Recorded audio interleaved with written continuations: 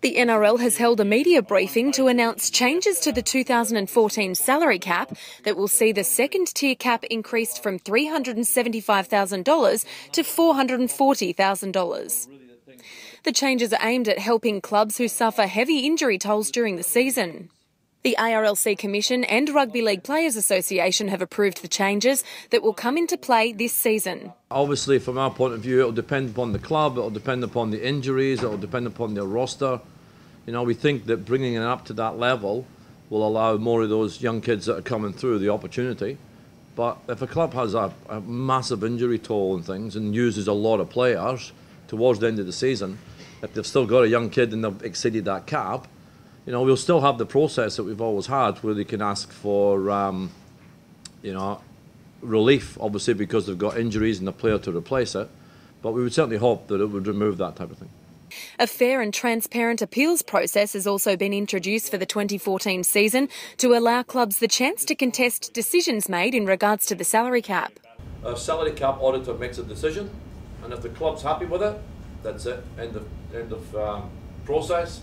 If the club disagrees, at that point in time, the club then needs to submit the reason why they disagree and all their documentation. And then that will go to both myself and Nick Weeks, and we'll review that documentation and we'll decide whether we're going to change the original decision or stay with it. And then if the club's happy with that, then that's it finished. If the club's not, then they can use the same information. They can't bring more information now into the table.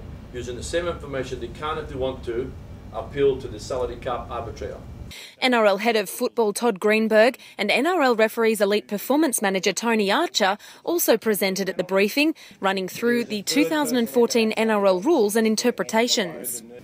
If the CMO, the club medical officer, determines that a concussion is made, the player won't return to the field for that part of the game. When the player comes off, the doctor then, as I showed in the policy, has to go through what's called a SCAT sideline concussion assessment.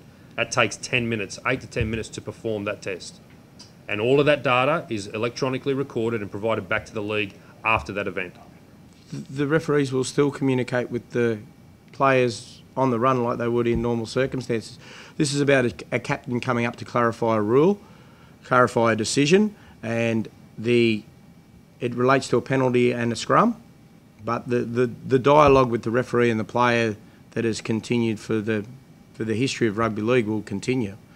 So the attacking team has the ability to take the tap and go, and if that captain's trying to talk, he's going to be well out of the defensive line. He's leaving his team with 12. So ball's in play. I think you'll find captains will very quickly get the message that they need to play the game rather than talk to the referee.